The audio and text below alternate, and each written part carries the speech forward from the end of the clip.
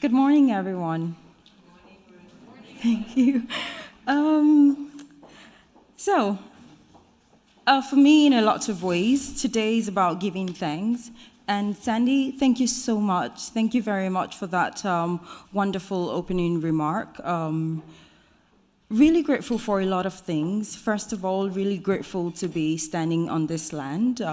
Really thankful to be standing on the Lkwungen and Songis, please forgive me, land this morning.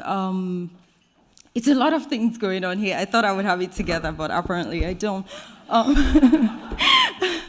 think that even if nothing happens after now, of course, a lot is going to happen, but even if nothing happens, the fact that this number of people showed up on a Saturday morning on March 30th, around spring break, that already says something about what we have the potential to do.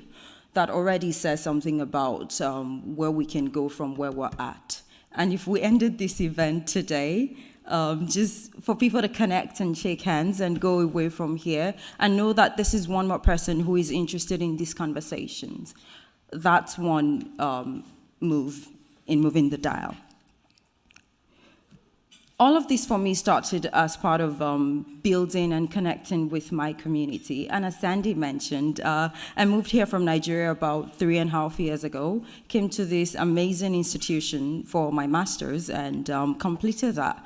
At the time that I was taking the program, I wasn't quite sure if I wanted to stay. But then I fell in love with the people in this community. I got into some causes and started to do some volunteer work and just basically found myself, I saw how I belonged here.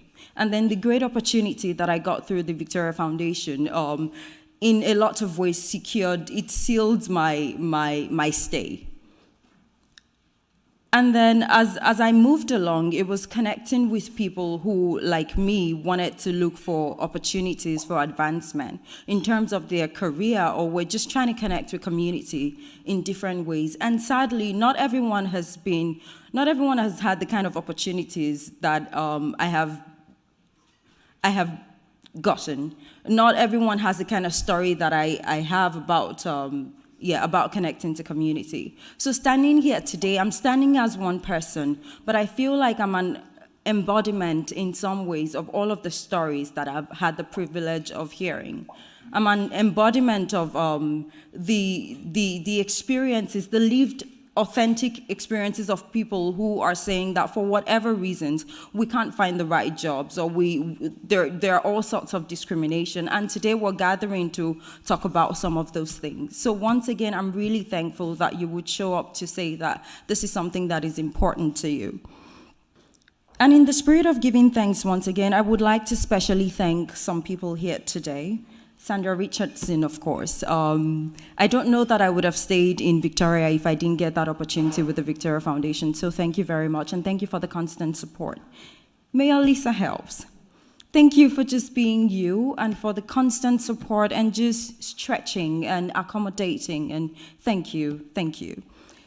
P.S. Mitsadine, Parliamentary Secretary for Gender Equity. She's not here this morning as yet, but I remember when I started to piece all of this together and I was sharing the idea and she was like, I'm not sure how you're going to get the funding for this, or I'm not sure where a lot of that is going to come from, but put me on that list. Whenever you do decide to do this, put my name there. And I'm really, really grateful to have had that support. And so many people that I could mention today, Ron Rice and Gita, just everyone, Chris, who has been part of this, and especially Catherine Holt. When the going got tough and we weren't quite sure what direction things were going to go, she was someone who stood up to say, this is going to happen and we're going to support you. I am very, very grateful. In a lot of ways, it's because of you that we're standing and sitting here today, so thank you very much. And then I would like to thank the committee members, but just before I do that, I want to thank the volunteers. When things got funny and the support wasn't coming from where we thought it would come from, we had a whole class at Royal Roads who stood up and said, this is my story you're telling. So one person invited two invited six, and before I knew it, it became, oh, this is our class project, and sign me up. And a good number of those students are not here today. And then before long, we had students from UVic, from all over the place. And so all of this that you're seeing today, we were working with very, very, very limited budget. But this is happening today from every single thing because of the support and the effort of all of the volunteers. I could ask each of you to stand this morning, but you know yourselves, and we're here today because of you, and we're here to tell and share your stories. And then to thank you.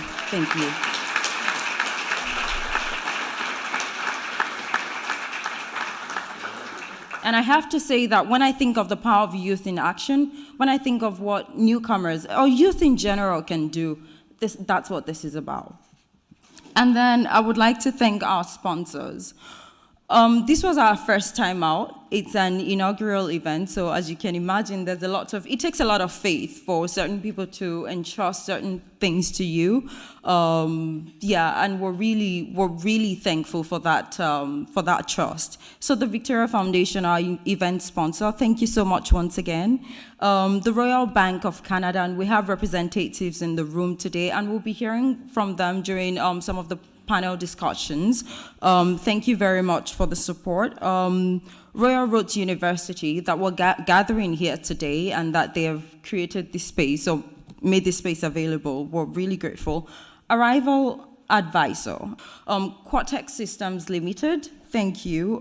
Media One, they have been our strong supporters through time, and we're really grateful for that partnership.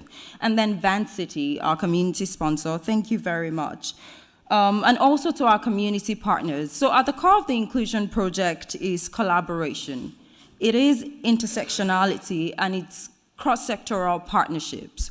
And collaboration for me means working with everyone at the table and finding places where we can work and the things that connect us. So today I'm really grateful for the Immigrant Employment Council of BC for that support through time. The GV Chamber of Commerce, thank you very much. The Canadian International Council, thank you very much. Here Magazine, thank you. Intercultural Association of Greater Victoria, the Victoria Immigrant and Refugee Center. This is not just a meeting for us to talk and leave things as they are. If anything, we're here to start the conversation that will lead to action. We're talking about authentic and real stories, and I'm encouraging everyone, please find that space. There's not a lot of room to talk today. We had the focus group discussions that happened before now, and then over the next few weeks, we will be reaching out. We'll be having more focused discussions around some of these thematic areas, and we will invite you, or if you identify yourselves today, we will reach out to you for us to have these conversations and look at who we need to work with going forward to address the issues that come up. So collaboration, intersectionality. We believe that the issues, the challenges that people face are usually not single issues. And we're focusing on three things today: gender equity, racial inclusion, and youth engagement, but there's a whole host of others. And for me, what success would look like is for people to leave here today feeling like, oh, I found something that I want to work on, and I'm gonna build community around this. I'm gonna get support around this to do something about it. And so, so at the end of today, we'll have a call to action.